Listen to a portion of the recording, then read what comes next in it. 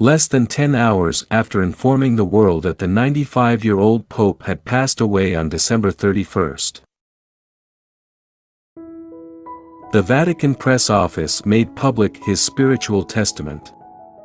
A statement of faith and thanksgiving.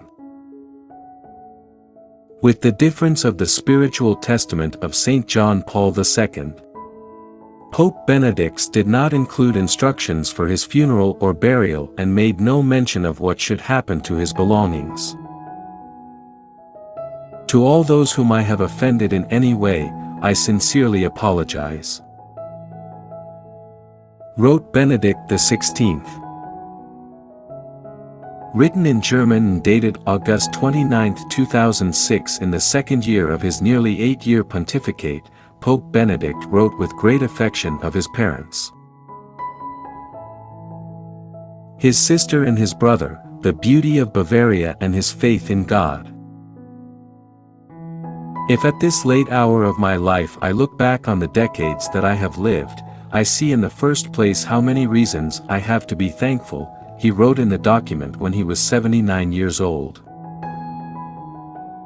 We present English the unpublished text that Benedict XVI left as a spiritual testament and that the Holy See has made public on the evening of December 31st. Benedict XVI, my spiritual testament. Full text in English of the Spiritual Testament of Benedict XVI. I have seen and I see how the reasonableness of faith has emerged from the tangle of hypotheses and re-emerges. Jesus Christ is truly the way, the truth and the life, and the Church, with all her insufficiencies, is truly his body. Wrote the Emeritus Pope. My Spiritual Testament. August 29, 2006. If at this late hour of my life I look back towards the decades that I have lived, I see first of all how many reasons I have to give thanks. First of all, I thank God Himself, giver of all good, that He has given me life and has guided me through various moments of confusion. He has always picked me up when He started to slip and has always brought me back the light of His countenance. In retrospect, I see and understand that even the dark and exhausting sections of this road were for me salvation and that it was in them that He guided me well. I thank my parents who gave me life in a difficult time and who, at the cost of great sacrifices, with His love they prepared for me a magnificent home that, like a clear light, light up all my days to this day. My father's clear faith taught us children to believe. And as a sign he has always stood his ground in the midst of all my scientific achievements. My mother's deep devotion and great kindness are a legacy for which I can never thank her enough. My sister has assisted me for decades selflessly and with affectionate care. My brother, with the clarity of his judgment, his vigorous resolve, and the serenity of his heart, he has always paved the way for me. Without the constant precede me of him and accompany me, I couldn't have found the right path. From my heart I thank God for the many friends, men and women, that He has always put by my side, for the collaborators in all the stages of my path, for the teachers and students that He has given me. With gratitude I commend them all to His goodness.